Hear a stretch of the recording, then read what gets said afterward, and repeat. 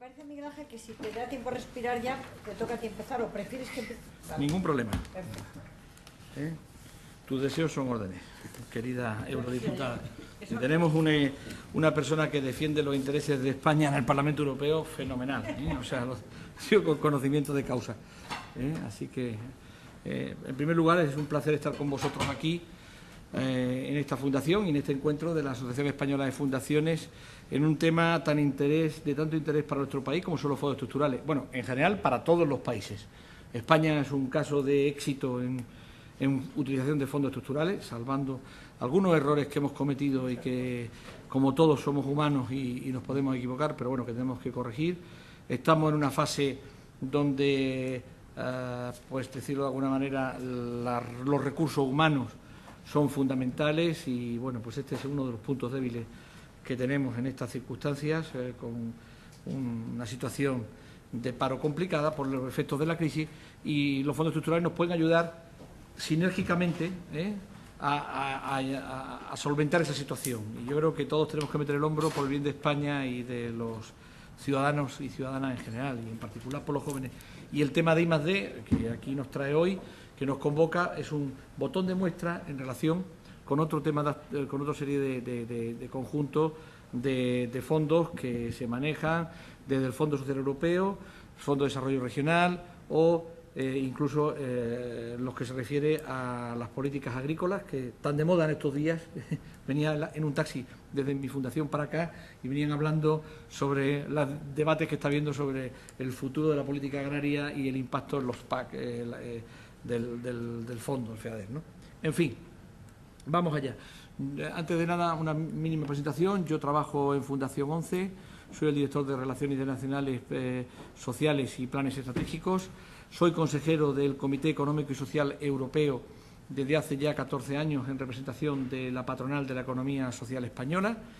Y bueno, pues y manejamos en la Fundación 11 desde hace más de 12 años, manejamos un programa operativo del programa de lucha contra la discriminación, que incluso hicimos ya nuestros pinitos anteriores, por valor aproximadamente, número redondo, de 400 millones de euros, y con una aportación de fondos propios pues de entre un 30 y un 40% de esta cantidad, ¿no? Es decir, que ya llevamos mucho tiempo haciendo músculo y haciendo una opción de matching, como se dice en la terminología sajona, de poder poner o doblar o triplicar las acciones precisamente gracias a los fondos europeos.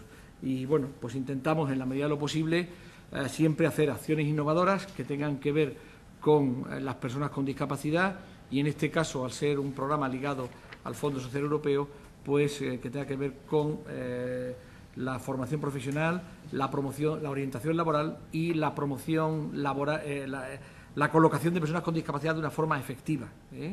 Nosotros nos auditamos socialmente, aparte de económicamente, todos los años, y hay una consultora al uso que todos los años dice: aquí se han creado tantos empleos y estas personas están en su puesto de trabajo, y no son empleos creados por nosotros, a veces por terceros, otras veces por 11, su empresa y su fundación. Y bueno, pues este es el camino, ¿no? Transparencia, hacer bien las cosas y de alguna manera agregar valor comunitario, valor añadido comunitario, como se dice en la jerga, que quiere decir hacer algo que sirva de impulso, que multiplique el efecto, que no se trata de complementar los fondos españoles o que pueda dedicar los gobiernos o el Ministerio de Empleo, en nuestro caso, a la formación profesional y a la promoción de empleo. No, se trata de hacer algo distinto que permita, que sirva de levadura para que el pan se pueda, y perdóname el argot, cocinar más adelante, gracias a ese esfuerzo que ha hecho la Unión Europea de darnos esos fondos que tenemos que utilizar, que ha costado mucho porque salen de los impuestos no solo de nosotros, sino de muchas otras personas de otros países, y que por tanto tenemos que emplear de la mejor manera posible, de la mejor manera posible. Y bueno, pues en este sentido, yo quería deciros en mi breve intervención que claro, que ahora ya se ha puesto de manifiesto por varias de las personas que aquí han intervenido desde esta mañana, que ahora estamos en un proceso de cierre de propuestas normativas para el periodo de programación 2014-2020, o sea que se abre un nuevo periodo, ¿no? Este nuevo periodo se abre en una situación económica y socialmente adversa, que esperamos que vaya mejorando gracias al esfuerzo de todos y a los acuerdos que se adopten en la línea adecuada por el Consejo Europeo. Precisamente esta semana pues se está en ello. Las propuestas legislativas incluyen una serie de condiciones ex ante cuyo cumplimiento condicionará el acceso a los fondos por parte de los Estados miembros y, entre otras, está, por ejemplo, el análisis, el impacto de la accesibilidad, es decir, que lo que se haga con los fondos estructurales no genere barreras que impida a las personas con discapacidad o a las personas mayores que tienen dificultad de movilidad, o no personas mayores, de otra índole, ¿no? Pues que puedan, pues esas personas que tengan una movilidad reducida puedan manejarse adecuadamente, físicamente, pero también intelectualmente. Precisamente en la Estrategia Europa 2020, de la que me imagino que habréis hablado esta mañana, uno de los temas propuso potenciar la investigación, el desarrollo tecnológico y la innovación a través de la elaboración de estrategias nacionales o regionales de investigación e innovación para una especialización inteligente. Pues bien, ¿qué estamos haciendo nosotros en este ámbito? Pues desde la Fundación ONCE nos adherimos a un nuevo enfoque que propone la utilización más específica de la financiación disponible, que debe ser dirigida a la persona. Nosotros hablamos de personas, no hablamos de minusválidos o de discapacitados, sino de personas con discapacidad. Pues exactamente igual, nuestra filosofía en general es hablar de personas. Está aplicado este enfoque a las estrategias de RIS3. Este enfoque se traduce en ofrecer respuestas a prioridades, retos y necesidades de colectivos sociales específicos, como son las personas con discapacidad, y a los cuales hay que añadir un número muy importante de las personas mayores. Casi un 60% de las personas mayores tienen problemas y dificultades de movilidad. Y os he dicho de otra manera también, en el grupo de personas con discapacidad, este dato es mucho más correcto por mi parte, el que se ha empleado así, 2/3 partes de las personas con discapacidad en España y probablemente en Europa son personas mayores de 65 años, ¿no? O sea que la discapacidad, que antes era algo que tenía un origen congénito, se ha convertido en una dificultad añadida procedente fundamentalmente por discapacidad sobrevenida. Todos podemos tener un accidente de cualquier índole, desde deportivo hasta en el coche, en la moto, o un ictus cerebral, que Dios no lo quiera, y podemos quedarnos con una discapacidad que nos inhabilite para muchas actividades. Entonces, hay una conexión entre las personas con discapacidad y las personas mayores, ¿no? Y, bueno, por supuesto, las familias que están alrededor de todo esto, que es el eje alrededor del cual giran todos estos temas. Entonces, los desafíos a los que se enfrentan hoy las personas con discapacidad se ven reflejadas en la cifra, en nuestro caso, en las cifras del INE. Por ejemplo, las personas con discapacidad tienen una tasa de actividad del 36,6, casi 40 puntos inferior a la de la población sin discapacidad, y esta cifra se ha visto empeorada en los últimos años. Es así como la especialización en las inversiones de los fondos deberá dedicarse a la inclusión social de estos grupos a través del empleo, haciendo asimismo uso de la innovación social y tecnológica que contribuya de una forma muy importante a eliminar las actuales barreras del mercado laboral, a la vez que se incita a la inversión en investigación, innovación e iniciativa empresarial, sobre todo en el ámbito social. Hay muchas personas que no podrían trabajar si no tienen una serie de ayudas técnicas o programas informáticos que les permita hacer una vida independiente o acceder no solo al mercado laboral, sino tener una autonomía. Una de las trayectorias que se sugieren para llevar a cabo la estrategia RIS3 es el aprovechamiento de las nuevas formas de innovación, como la innovación abierta y guiada por los usuarios, la innovación social, de lo cual nosotros siempre estamos hablando, pero también la innovación de servicios y la innovación tecnológica, que es un complemento de este concepto de innovación social.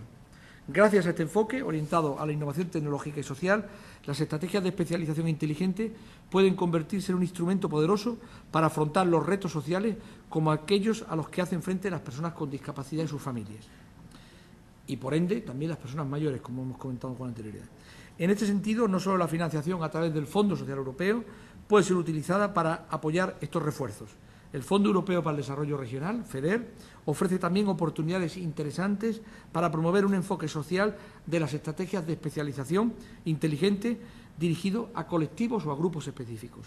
El nuevo reglamento facilita la posibilidad de que las RIS3 contribuyan a los siguientes objetivos temáticos de los fondos a través de una definición más amplia de la innovación tecnológica. Y me centro en 3 aspectos: mejorar el uso y la calidad de las tecnologías, de la información y de las comunicaciones y el acceso a las mismas, en especial para las personas con discapacidad en el ámbito rural.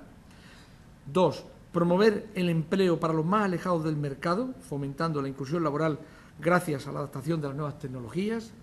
Y promover la inclusión social a través de la innovación social y tecnológica para las infraestructuras sociales y la transición de los servicios institucionales a los servicios locales. Y perdonadme que agregue una cuarta, estando en presencia de nuestra eurodiputada, cuando hemos comentado en algún momento que precisamente las propuestas para realizar acciones en las ciudades, en los cities y otras nuevas propuestas que va a haber para actuar en el mundo urbano, tengan en cuenta en la rehabilitación de los cascos históricos para la promoción del comercio y la actividad económica, muy importante, también el concepto de accesibilidad.